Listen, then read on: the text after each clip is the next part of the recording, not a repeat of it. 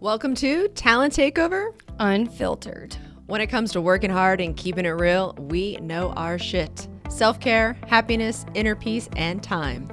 I'm Brianna Rooney, and this is Taylor Bradley. Hey, y'all. And we have thrived in chaos and turned it into an art form. So, Taylor, what are we doing here today? We're here to give you a raw, under-the-hood view of all things recruiting and finally give credit where credit is due to a long underrated industry that's full of quote-unquote experts. All right. Well, then let's take this show to the road. Hey, another Talent Takeover Unfiltered. And this one is coming to you. You're going to want to get out your notebooks because this is how to stay relevant in an uncertain job market, which is exactly what's going on. Good shit. It's good shit. Yeah. All right, you're not going to say your real spit, good shit? Real shit, real spit. There you go. Yeah, this is a good episode for especially the current economy and market that we're in right now. I think this is one that our listeners are really going to gravitate to. But how are you doing today? Oh yeah, sorry, all the normal days. Yeah, I'm doing well. Actually, I'm jamming today. Like everyone's gonna be like, "Hey, what's the hair up?" It's because I'm gonna put these giant hoop earrings on. We're having quite a day. We're doing this great webinar, so I'm jamming. How are you? Throwing your hair up, putting your hoops on. Yeah, I love it. I'm good. I'm wearing my shirt, new shirt, and so I was really excited to put this on.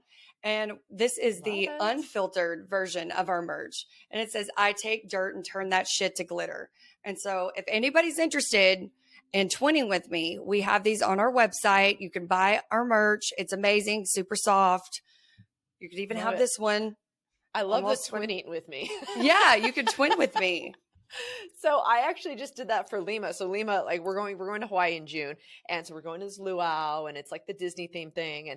And she's like, I want to match you. I'm like, sure. Like, let's do it. So I go on Etsy. I got to tell you, it's some ugly shit. It's like curtains turned into dresses. Yeah. Like, where's the cute stuff? Like, come on. Like, Lulu's. Lulu's has to start a mother-daughter. Like, I know, but she can't be the only daughter that wants to match her mom, right? So it's like, where's the cute shit? What's going on, Etsy? I don't know. My kids stay in Under Armour. I got two boys. They're in like basketball shorts. I don't know anything about this twinning shit from a mother-daughter standpoint, but maybe our listeners will have some insight there because you're right. There has to be other people that, well, I would think so, that there's other kids that want to twin with their mom. Has to be. Love it. But now they can twin with you. Yeah, they can. And as long as they don't, my kids could wear, I take dirt and turn that shit to glitter and we could all be twinning together. They'd love that at school. They would love if they wore this. Teachers will you'll be like the parent mom, like just coming in and just like, oh, we love her. Please volunteer. Yeah. Well, they actually are like having field day coming up and they'd be like, no, not her. Your application's been rejected. But fuck it. We're authentically ourselves, right? Yeah. No, my kids, they've never seen me wear the shirt. Again, it's brand new. We just got all our merch. So y'all got to go check it out. Love it. And in order to, by the way, see this for listeners that are in the car right now, you're going to have to go on the Millionaire Recruiter YouTube because now you can actually see us. You're welcome. You can see Brianna's slick back. My mom used to call it a slick back onion head. Head? Yeah. Or maybe that was just specific to my shape of head. But she was like, we're going to do a slick back onion head ponytail. And it would be like, what I would kill for my eyes to look like these days, with all the Botox in the world. My mom used to say, mommy, my hair's too tight. Every time she would pull my hair back, she would literally do that exact voice. Mommy. She was the mommy. So you never complained that it was too tight? No, she was just like, mommy, my hair's too tight. Because probably she saw like my face go all the way. Your whole scalp is like moving backwards like you're in a wind tunnel.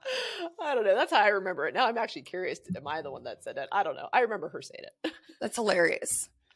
All right. Well, and unrelated news, how to stay relevant in an uncertain job market. So this one, I feel like we've talked about it a lot or touched on different components of this a lot in other episodes, but we have not dedicated a full episode to this topic, which I feel like is very relevant for a lot of people right now. A lot of uncertainty going on. People are wondering what's next. I feel like every day we're seeing, I feel like it's happening every day. We are seeing more and more layoffs. And so, we've talked a lot about the mental aspect and how to get have your mind right or keep your mind right while you're searching for jobs or in uncertain job markets. But we haven't actually talked about skills and strategies to stay relevant. So that's what this episode's going to be about today. So I think, again, a lot of our listeners, whether you're, actively looking, unemployed, or you have full-time employment, this is still relevant to you. As we've talked about in previous episodes, you don't want to ever get caught with your pants down. You don't want to, ask for the LinkedIn recommendations once you've been laid off. You want to do things in real time. So this kind of aligns with that. So jumping right in. Number one, I think this is like the biggest one, is establish a brand for yourself. So I think no longer are the days when it used to just be people in marketing or social media that needed to have a really strong brand or presence online, or just, certain verticals within certain industries. It's everybody.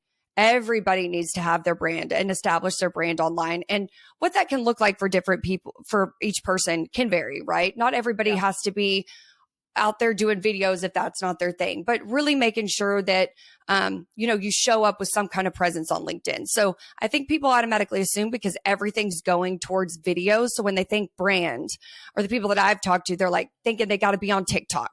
They're thinking they got to do videos on YouTube, and it's whatever establishing your brand is for you. So really think about and get really clear on what you have to offer, and then start building your brand and building out, primarily your LinkedIn. That's really where people go to see your brand, in a professional capacity. Some questions that you could ask yourself to identify your brand is, why do people love working with you? What do people always ask you for advice on? And then you can identify things to build your brand around. If you do it well, people will start to think of you when they need your expertise. And it obviously makes you much more marketable to employers, and not only to employers, but potential connections, people you're trying to connect with who, do a quick vetting of you before they accept. Yeah. So to be clear, because I think my head goes a couple different directions, building your brand isn't just if you want to be a business owner. Right. Right. Yeah. So I think that's what we need to really dig on, because people get so caught up in like, I'm an employee of Talent Perch. Right. But you have a brand. Let's tell the listeners, what's your brand? Like, how are you identifying yourself on LinkedIn? Yeah. So, and I want to be clear with everybody too, that prior to coming to work here at Talent Perch and Thriversity and the Millionaire Recruiter program and the Millionaire Recruiter and Talent Takeover Unfiltered, I love how many things we do. I love, nice. Wow, we're busy. But I mean, saying it, I love how many things we do and how many things I get to do. But it was not, yes, it was a different time, but it really was just 2 years ago. And think about how much has changed in 2 years. And so I was of the thinking, and again, I was in corporate America, and I was of the thinking, exactly as you just mentioned, I work for X company. My job is to just keep my head down and do my job. It wasn't really about trying to build a huge following on LinkedIn or post consistently or any of that. None of that was even on my radar. And I actually used to not accept every request that I would get, really look like, do I know this person? And then it just LinkedIn has, since I started working here, it has taken on a whole new meaning. And I also just feel like in the world, it's kind of taken on a whole new meaning. So I have some really great stats for our next episode specific to LinkedIn, because it's all about LinkedIn. But LinkedIn is just, it's where you need to be. So anyways, going back, I'm rambling on, but going back to you. Yeah. So I didn't really have a focus on starting a brand until I started working with you and realized, because you had established this brand and had done it, in the recruiting space, kind of one of the pioneers before it was a thing. You were doing recruiting training, you were doing the YouTubes before everybody else was doing it. You were a pioneer in that space. And so you had a really solid brand. And I was like, okay, that's our face. That's our CEO. She should have this amazing brand. But it wasn't until starting to work with you, and I think all of our employees can attest to this, that you really started to reiterate and push us to establish our own brand, whatever that looks like, which I think is a great way to do it. You didn't have any criteria that it be like yours, or that, to represent Talent Perch, we have to do X, Y, Z. It's truly being unique to who you are. And so, I think LinkedIn used to kind of serve as a resume, and now you get to be a little bit more fun and creative in there, put those emojis in there. Love that. And so it's it has taken on a whole new meaning for me since I started working here of what LinkedIn actually is. It's not just an online resume. It's also to showcase my personality. It's to showcase my experience, but also what I really like to do. You'll see that in post. So to give you a clear answer of what my brand is, I would challenge all our listeners, go look at my LinkedIn and you'll see what I've kind of identified as my brand. But point being is that it's taken on a whole new meaning for me. I'm trying to showcase more of my personality. I mentioned my kids. I mentioned my husband. I mentioned, post about kids, just things that I'm like, that's reserved for Instagram used to be my thought process. Yeah. But that's since evolved and changed. And it's also really important to showcase those sides of yourself, what you're passionate about. If there's any charities that you're interested in and that you participate in and are active with, post that kind of stuff. It's not just work experience.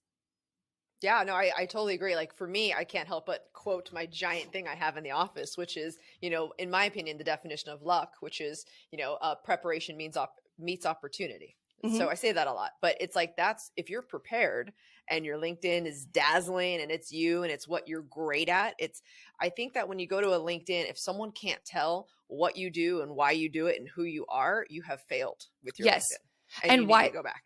And why they should work with you over everybody else that's doing that exact same thing, Mm-hmm. And I mean, even clearly, you can even spell that out, like very clearly in your about why you should work with me. We've guided people, through our Thriversity services and in our TMRP program. That's one of the big things that we assist people with is their LinkedIn, because it's the new resume. We talked about the transferable skills or the new cover letter. LinkedIn's the new resume, and that's your social footprint that you need to be concerned about if you're applying to jobs. Yeah, I even think it's your new business card, like on top of that. Totally. It's like, pew, pew, pew, here it is. It's like, talk about like, you can't even go to a mega conference and get enough business cards out faster than you can if you're doing that on LinkedIn. Totally. And you wouldn't even have access to the same people that you can have through LinkedIn.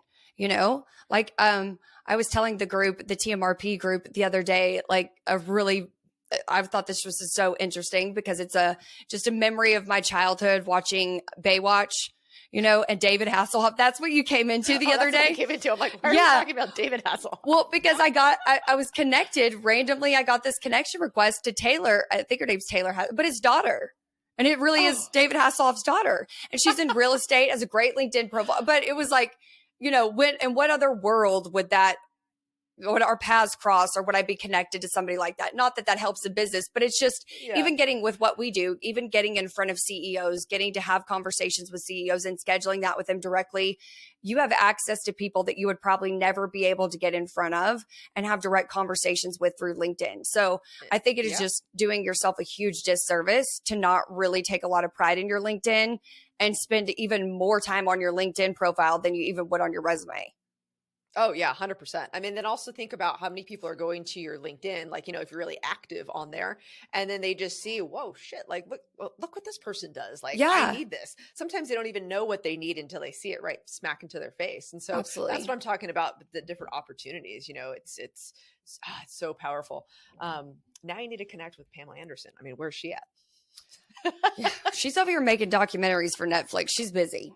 Good for her. No, I don't know if you watched it, but it was actually really good. I had a whole newfound respect for her after watching that. But before we tangent on Pamela Anderson and Baywatch, let's move on to number 2. And I think this one is pretty self-explanatory. This one's been around for a while. People should always keep up with the industry trends. So just make a habit of reading up on industry trends, signing up for newsletters of industries or verticals that you follow. Read the news, follow your competitors, chat in your social groups, chat in your LinkedIn groups about what's happening in the market. It just helps you plan your next move. And it can also help you pivot your business. We've done that a lot. And I think following industry trends has been a huge part of what's allowed us to do that. Is we're trying to really stay on top of it and have stayed on top of it. So you said that you think that this is something that's talked about a lot. I actually don't think so.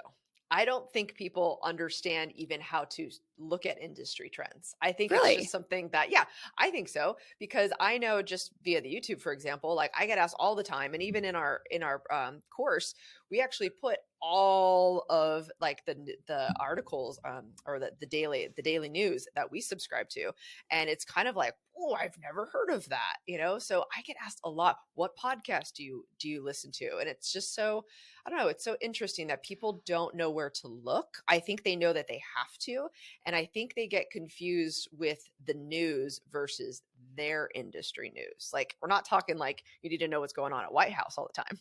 We're talking about what's going on in your job, in your industry. That's a really great point. Your profession. Yeah. Yeah.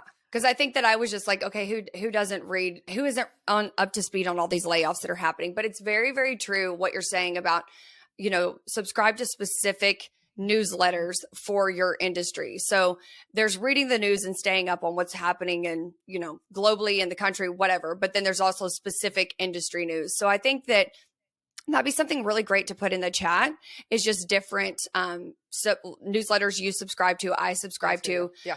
Not in the chat, but in our transcription of this podcast. I think that would be good for other people in recruiting and in this industry, kind of see who we follow.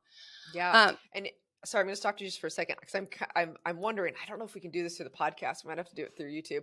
But I even think that when people read the trends, they sometimes don't make the connections on what to do next. Yeah, I would agree with that. So, all right, sorry, keep going. Tangent. No, I think that'd be a great YouTube video. Yeah. I think that'd be a good one. Okay. And then, obviously staying up on the trends too. This is the one that we really need to hone in on, is that it allows you to expand your skill sets. So right now as a company, we're really getting involved in trying to learn and utilize ChatGPT.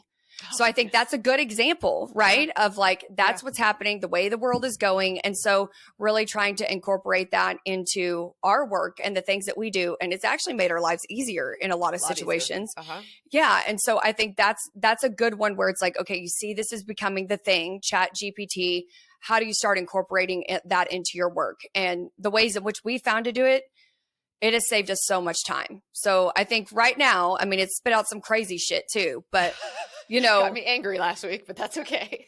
Yeah. I mean, it's like the expressive dance arms things that I told you about, like some really weird shit, but it also, when it's on, it's on. So, I would say it could be hit or miss, but I think that'll only continue to get really, really dialed in as that progresses. But I would say that's a good relevant example for the times that we're in right now, that, everybody should start getting their self versed on ChatGPT. 3, identify where you need to upskill. Like, this is the fucking hill I'll die on. Thank you. I have a story. Go.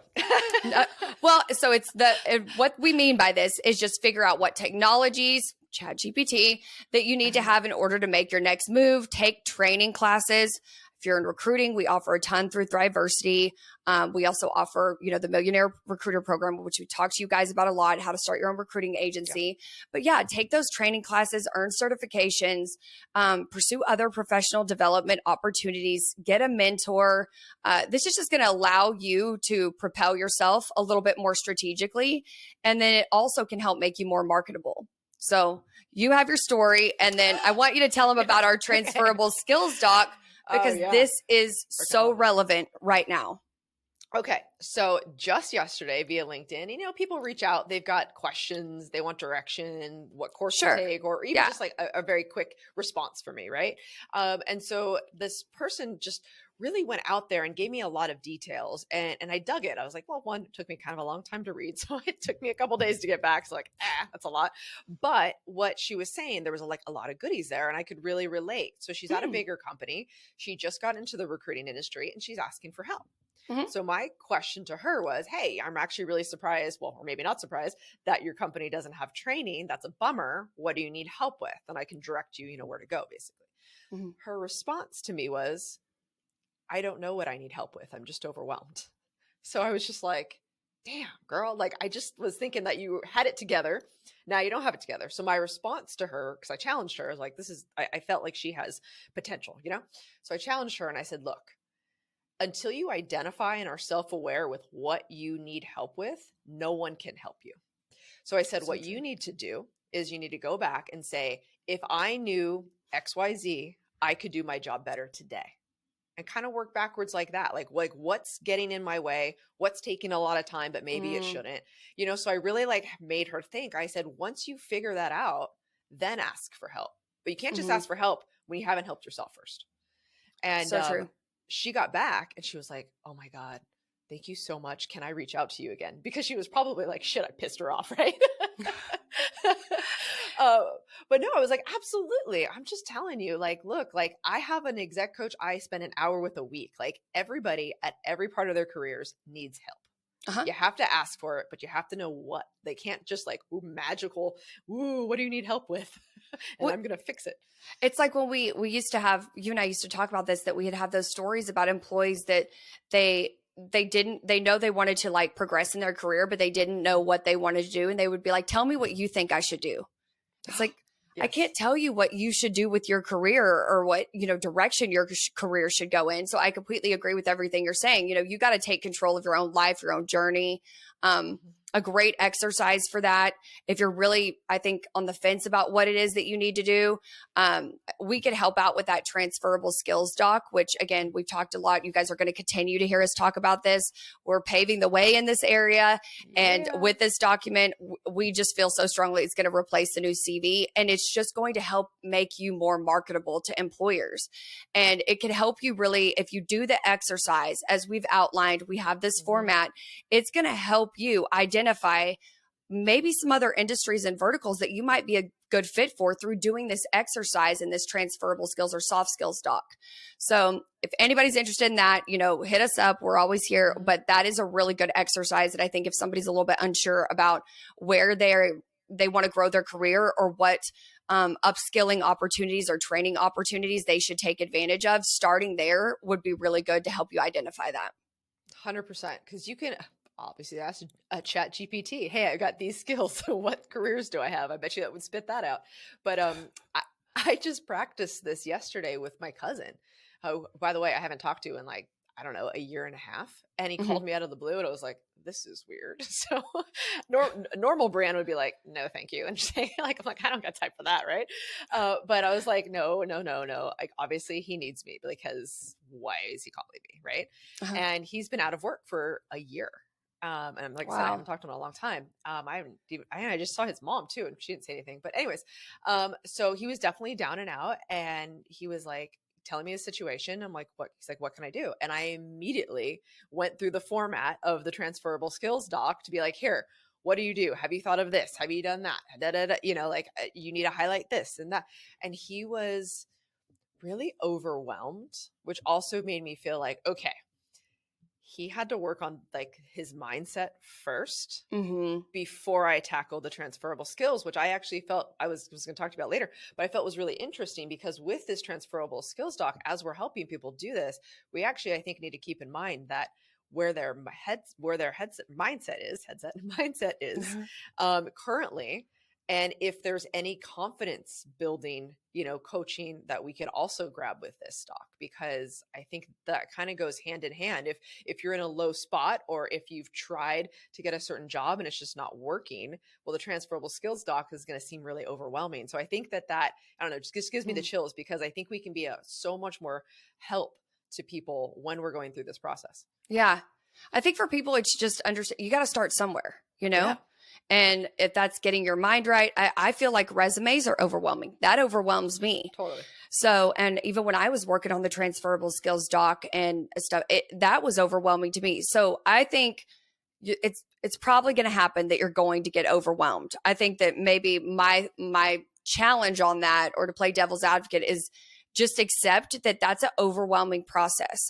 In addition to applying jobs, being unemployed, trying to put together everything on your resume that's just going to sell all of your experience, which again is why this doc coupled with your resume, I'm so passionate about it, because a resume doesn't really allow for your personality to shine through and your soft skills to shine through.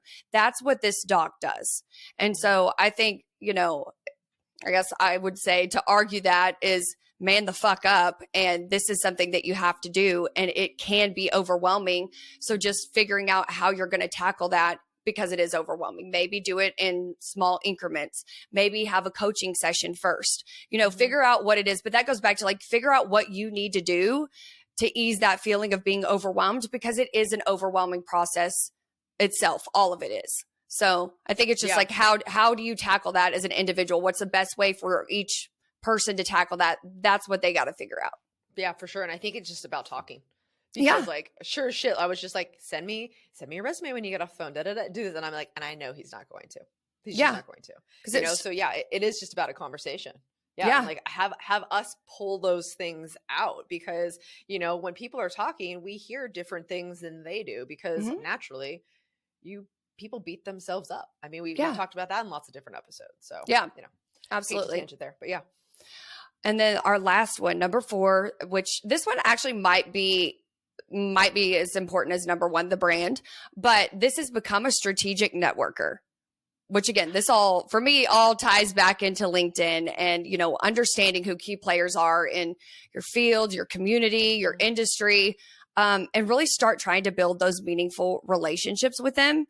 And when I say meaningful relationships, not, you know, when you're in the thick of it or you're in the trenches or you're unemployed and then it's like, you know, hitting them up and asking them for something. That's not building a meaningful relationship. I'm not saying there's anything wrong with that, but this is something different. Networking, I feel like, is something that takes time. It's, you know, it's building, establishing, and then building and maintaining those relationships. It's not transactional. So I think that's very, very important for your people to get themselves out there. Otherwise, no one's going to recognize the value that you bring. And so again, getting yourself out there, networking, the posts that we've talked about in LinkedIn, as far as building your brand. Luckily for all of us, and this seems like we like work for LinkedIn. They should actually pay us. Trust me, I've asked. They should pay us. There is no affiliate link. They're like, yeah, no, we're doing too well to even associate with anybody. We're good. Yeah, but I think you could accomplish in today's world. What's great is you can accomplish all of these things through your LinkedIn profile. And again, if you need help, we're here to help you do that. So I have a question, because I actually find networking overwhelming. I look at my network and like at this point I have, I don't know, 16,000 connections, right? I probably know 100 of them, maybe. Yeah. Right. Like actually know, but I've worked with lots of them, right? Or I've at least helped them in their search, and then who knows, right? But how do you even begin if you're like, where do you start? Because I also think that how do we bring value always? Because at the end of the day, networking to me is a give and get relationship. Yeah, absolutely. But if you want to get more than you even realize you can give, where does that, like, where do we go? So to answer your first question, when you said, where do you start? I would encourage people to start, or where I started, you know, personally, is just maintaining the relationships that you have with previous clients and previous candidates. Mm-hmm. You never know when a candidate could turn into a client. If they've done business with you before as a client and it was a great, successful partnership, when they have a need, they'll potentially do business with you again. But it's like, you know, don't fall off the face of the earth and they haven't heard from you in 5 years, but you don't have to be talking to them every single month. So I would say, as a starting point, if you have really solid relationships or really solid connections with people, just like you would in your personal life in maintaining, massaging your friendships, you should also do that with your professional relationships and just stay in contact. And that could be checking in, you know, a couple times a year. Again, it doesn't have to be stalking them, talking to them on the phone. I have some clients or some contacts, previous clients and contacts that I'll talk to once a month. And I have some that I'll talk to, you know, 4 times a year. But still, just establishing those relationships and maintaining them, I think, is a good place to start with who you personally know. Candidates, companies, clients.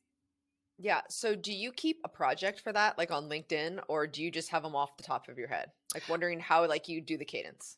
Yeah, I think for each person, and this may sound a little bit too strategic, but for me, I've kind of identified like who are people that I had a great vibe with, great chemistry with. It was truly like your dream partnerships, your dream client, and also being decision makers. You know, are they decision makers in the organization? And I think it's really important to stay in contact with people like that. So I think just like you kind of do with candidates and recruiting, you have your A players, B, C. I think that you've got, you know, in networking, you've got your A network, your B network, your C network. But it all for me starts with my first connections. And then of course, as we do more events and, you know, you put yourself out there, then you get this new network, which I actually used to love going to networking events. Like when that was a thing pre-COVID, I used to love going to networking events because I thought it was just so fun. You do it every now and then. You get to meet a whole bunch of people that you don't know. Like when we went to Inc., I thought that was so fun.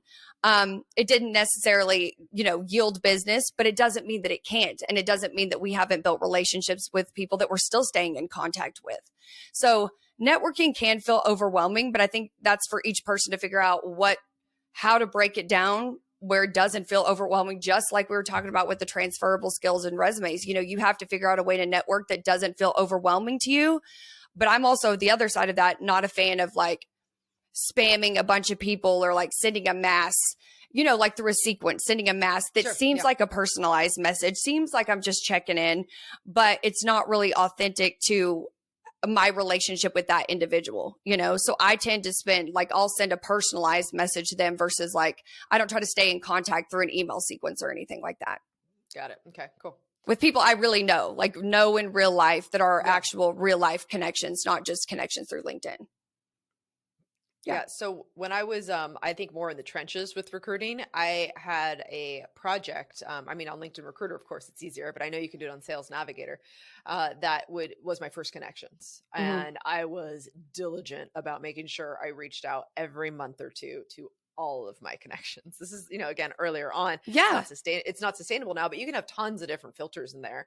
And like I had great notes, and I always looked at it as, I know I brought up this example before of like my doctor. I see the guy now every year, and he always has these notes, and he always asks me exactly what I talked about last year. And I'm always was so impressed by that and like honored by it.